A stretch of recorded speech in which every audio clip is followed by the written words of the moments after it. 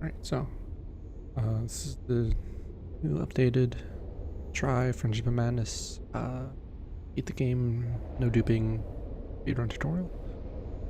So first I'm gonna go over some options. I keep all these things low, but you don't really need to because the game loads so fast. The load screens are like less than a second each, so it's not a huge deal. You know, whatever. Frame rate doesn't actually matter. As far as we can tell, nothing is bound to the frame rate. So you can have it uncapped, and I'm usually running about 200, but it doesn't actually matter for anything. One thing that is important is you're under camera, you want to turn wobble down to 0. This is for box jumping, because this will, and also just general triangle placement. Because if it starts at I think 50, and if it's at anything other than 0, the camera moves around on its own, so it can make it hard to aim, and box jumping becomes significantly more difficult. I think that's all for these. Yep, that's all the options you need to worry about. So I'm going to start with chapter 1. And so it's giving cutscenes. You hit escape and it skips it. They don't tell you that, but do. So here, as soon as it fades in and the title, appears, you want to immediately start doing a save warp, which is, quick save and quick load, alternating. You have to make sure they alternate. You have to do it quickly. So you have to do it for about 1.5 seconds to 2 seconds. And if you do it right, you'll end up here. Basically how save warping works, from what we can tell, is that the save overwrites itself so quickly that it gets confused as to where your position is supposed to be. So it puts you at the origin point, which is the 0, 0, 0 coordinates for the level. And for this chapter, it just happens to be right here. And that's only used in a couple of levels. Most of them, it puts you in a useless spot. And some things to note is that you'll lose the red statues that you get. If you save warp after you pick up a statue, you'll lose the statue and have to recollect it. So it's kind of only useful to start at the start of a level. So yeah, you spawn over there, run up here. When you come up here, this little wall here actually extends out some. Like I'm moving forward when I'm hitting the invisible wall. You actually have to go to the left a little bit. And then climbing up this ledge here is faster than taking the stairs. Then obviously you click the thing, go to the next level. And just so this video isn't too short, I'm gonna combine the first 2 chapters. So I might have fade in here, but you usually, as soon as the title appears, you can start save warping. And so the screen will be totally white, go to totally black, and you'll just never see that triangular door. That puts you here in this hallway.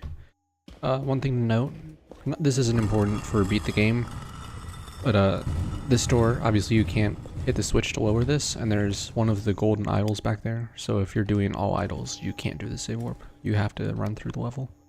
Also, backing up towards the door hits the trigger to make the pillars move. Usually these would be down. Not relevant, but it looks different. And then, generally I try and keep my feet on the ground as much as possible, because while you could do a more direct line to the statue and like fall down these ledges, you could like come on this side and go right here. Hitting ledges kind of slows you down, and I think you slow down as you fall through the air. So I try and keep my feet on the ground as much as possible. So statue, switch, alter. This level doesn't have a whole lot to explain, obviously, since you've played it before probably. Kind of the only thing to really note here, right now, that there is a skip you could do here, but it doesn't, probably doesn't save time, and it's way too difficult to do. Basically you would take this box and run it out into the hallway here, and then use it to box jump up to the ledge above the doorway where the hole in the wall is. What makes it so difficult is that it's a lot of box jumps, which is hard to do, and then also if you look away from the box, it'll despawn. Because it's not supposed to leave this room, so when you look, if you take it out in the hallway and look away from it, it teleports the box back in here. One small movement thing here, and it's kind of used throughout the run, is that when you run off a ledge, when you're falling, you don't have direct control over where you go. You just kind of fall in the direction you ran off in. But with some ledges, or well, ledges in general, you have like a little bit of control when you first go off of them. Like, if you just run straight off here, go forward. But if you twist your camera as you go off, you can curve around that just like a little bit. As you can see, I'm like looking directly at the wall and I'm over a bit from where I was. So you can, it's like a tiny, tiny time save, but it's just a little bit more efficient. And then for this little tunnel that you climb over here, you're gonna mash space to go through it, because mashing space saves just a tiny bit of time while you're crouched. It's only when the ceiling and the floor are level with each other, or parallel, which that will come up in chapter 10, that'll actually be relevant. I think this hallway here, it saves like a quarter of a second to mash space. So this one, if you number them left to right, 1 through, what's it, 7 or 8? Do 2, 3, 5, and 6. So you 1 up, 2 down, 1 up, 2 down. Pretty simple. And here, you don't have to jump, you can just run straight across. When you get here, what I do is, here it's easy.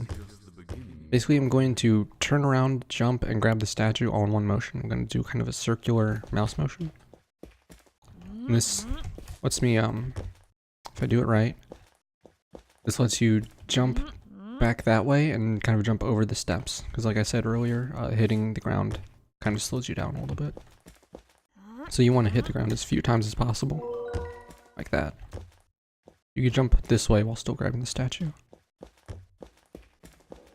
And then, yeah, you just run these back to the altar. And one last thing in this level, and it's going to be in every single level from here on out. When you get to the altar and you place the statues, as soon as you place the third one, you can quick save and quick load.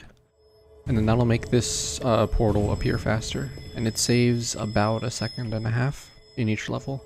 So it's totally worth doing because it's free time. So yeah, that's been an introduction, chapter 1 and 2.